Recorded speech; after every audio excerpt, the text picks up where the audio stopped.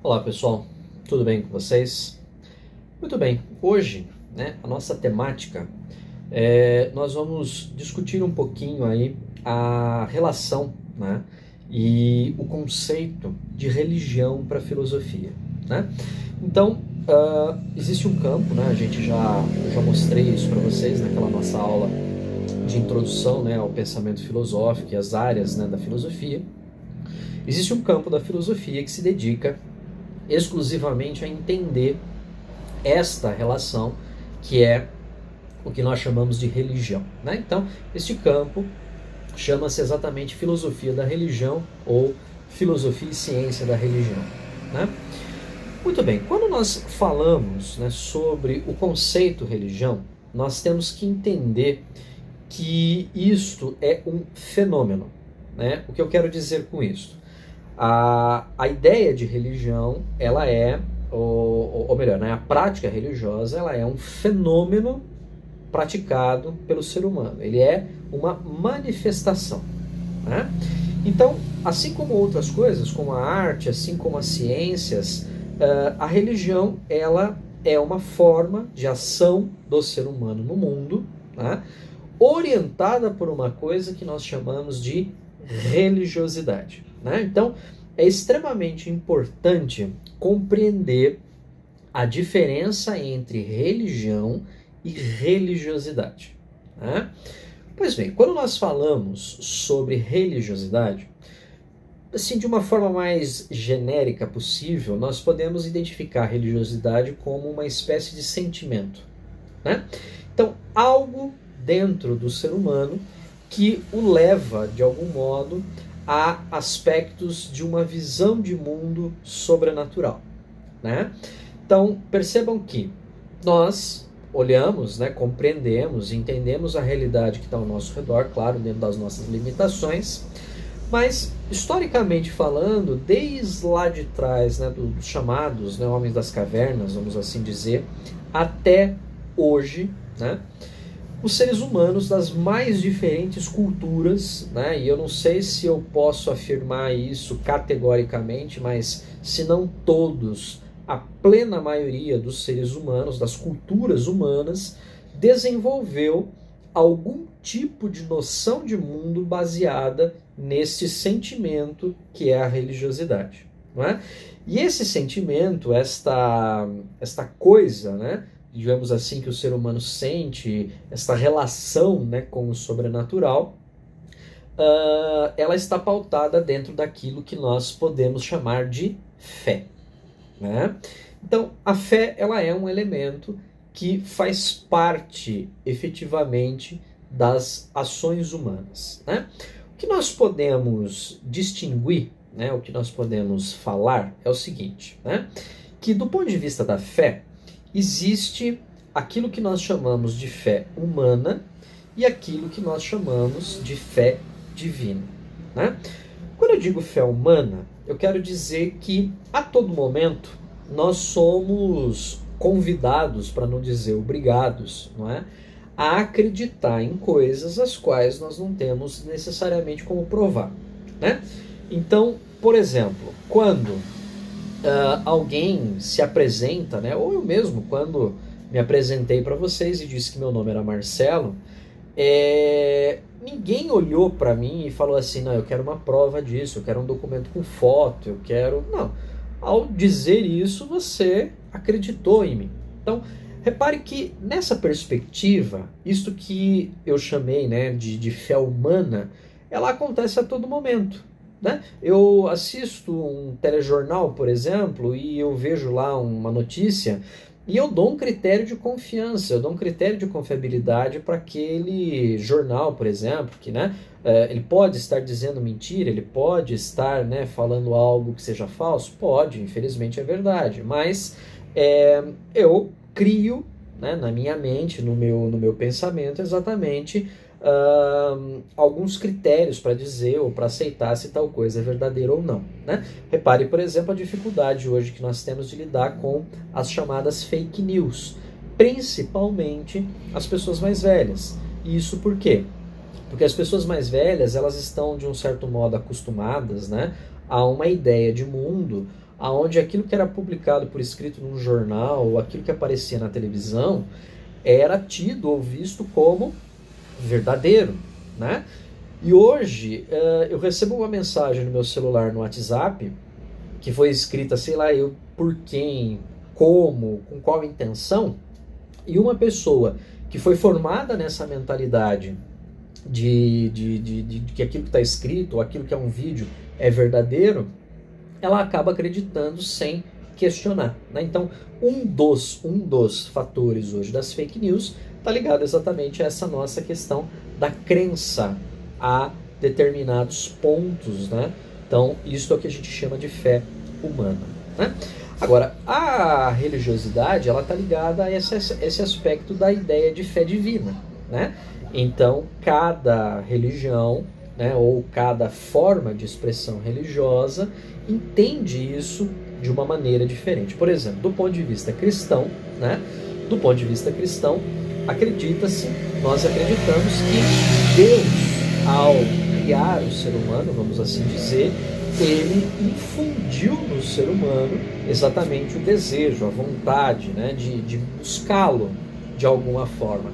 E aí, daí, teria então, portanto, a origem disso que a gente pode chamar de fé divina, né? Então, esta é uma perspectiva, né, sobre o conceito central da ideia de religiosidade, que está ligado a essa ideia de fé, de crença, tá? Pois bem, agora, se a religiosidade é um sentimento, o que é religião, né? Então, a religião, ela é a institucionalização da religiosidade.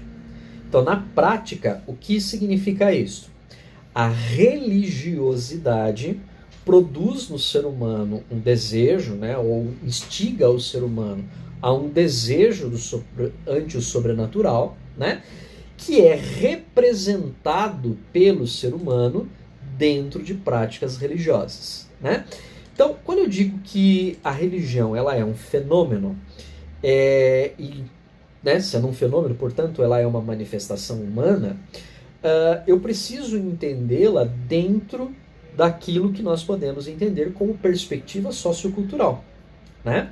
Então, quando eu vou observar um determinado fator, né, quer dizer, uma determinada prática religiosa, eu preciso compreendê-la dentro do modelo cultural onde se enquadra aqueles sujeitos, né? Então, ao longo da história, nós tivemos diferentes práticas religiosas, né, que eu vou tratar disso num próximo vídeo, mas alguns elementos que caracterizam a ideia e a prática de religião são as seguintes. Primeiro, toda religião ela tem uma doutrina, quer dizer, ela tem um conjunto de ideias que ela ensina, que ela transmite aos seus fiéis, né? Então, isto é a doutrina.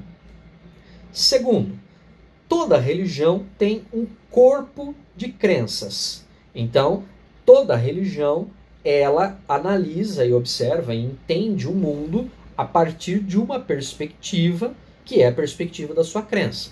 Para cristãos isso é dado pela Bíblia, para muçulmanos isso é dado pelo Alcorão, para budistas isso é dado pelos textos de Buda e por aí vai, né? Então, toda religião ela tem um corpo de crenças, além de doutrinas que são seus ensinamentos, né? Toda religião ela tem aquilo que nós chamamos de prática litúrgica. Então, quer dizer, toda religião tem uma série de ritos que ela segue e acredita que fazendo esses ritos ela entra em contato com a divindade a qual ela prega. Então, por exemplo, né, do ponto de vista nosso católico, quando se celebra a missa, qual é o grande objetivo da celebração da missa, né? O grande objetivo da celebração da missa é colocar o ser humano em contato com Deus. Então, a partir disso, em primeiro lugar, nós pedimos perdão. Em segundo lugar, nós ouvimos a palavra de Deus. Em terceiro lugar, nós nos unimos a Deus do ponto de vista do corpo e sangue através da comunhão, né? Então, repare que eu sigo um rito, né? Quer dizer, o que é um rito? O rito é uma série de ações repetidas para que eu consiga entrar em contato com a divindade. Dentro do candomblé, eu tenho práticas específicas para colocar o sujeito em contato com os orixás, né, como se acredita. Dentro do budismo, eu tenho práticas específicas para colocar o sujeito em contato com aquilo que eles vão chamar, né, de nirvana, né, de contato com a energia celeste, alguma coisa nesse sentido, né, já que o conceito de Buda para eles não é o nosso conceito de Deus, isso é um pouquinho diferente, tá? Então, além do aspecto doutrinário, além do aspecto do corpo de crenças, além do aspecto litúrgico, ritual que toda religião tem, né? Toda religião ela tem um corpo de ideias morais, né? Então, toda religião tem dentro das suas crenças conceitos que ela diz sobre o que é certo e o que é errado, o que eu devo praticar, o que eu não devo praticar, o que é bom, o que é mal, né? Então, toda religião tem na sua essência, efetivamente, a constituição de um corpus moralis, né? Um corpo de moralidade, quer dizer, de uma construção de ideias que dizem para o fiel o que ele pode e o que ele não pode fazer, né? E um último elemento, um quinto elemento fundamental dentro de toda a religião é a noção de sagrado, né? Então toda religião apresenta dentro, né, do seu corpo doutrinário, dentro do seu corpo de ensinamentos, ela apresenta efetivamente o elemento do sagrado, né? Então toda religião ela tem dentro de si a ideia daquilo que nós chamamos de sagrado, que é algo extremamente importante, que deve ser buscado, deve ser alcançado, e toda religião tem dentro de si a ideia de profano, algo que deve ser evitado, algo que deve ser colocado de lado, algo que não deve ser praticado, né? Um exemplo bobo, mas um exemplo importante aqui é qual? Dentro do pensamento cristão tradicional, nós temos a ideia de céu, sagrado, e inferno, profano, né? Então tudo que vem, ou tudo que nos coloca, tudo que nos liga ante o céu, sagrado. Tudo que nos coloca diante do inferno, profano, né? E toda a prática religiosa, né, toda a liturgia religiosa, ela se realiza, né, todo o rito, ela se realiza sempre dentro de um ambiente que é também considerado um ambiente sagrado. Seja, né, a igreja, seja, sei lá, no candomblé, por exemplo, a ideia de um terreiro, seja num templo, enfim, né, ante a própria natureza. Cada religião, obviamente, encara isso dentro de uma perspectiva muito particular, né? E um último ponto, né, um último elemento para a gente fechar essa nossa reflexão de hoje, diz respeito a uma coisa que muito se fala também, que é a ideia de seita, né? Então, qual a diferença essencial entre uma religião e uma seita, né? Essencialmente, às vezes a gente associa a ideia de seita com coisa demoníaca, tal, não tem nada a ver, tá? Seita, na verdade, é uma proto-religião. Tá? Quer dizer, é uma religião que está em formação, ou está em construção, ou uma ideia, um conjunto doutrinário, um conjunto de rituais que não apresenta uniformidade. Tá? Então, o que eu quero dizer com isso? Toda religião ela tem diretrizes muito claras, doutrinárias, de ensinamento, litúrgicas, do sagrado e dos seus rituais divinos, tá? Toda religião tem isso. Se um desses elementos não aparece ou está ainda de forma turva, este elemento é chamado, portanto, de seita. Então, vou dar um exemplo bastante prático para vocês, que é o seguinte.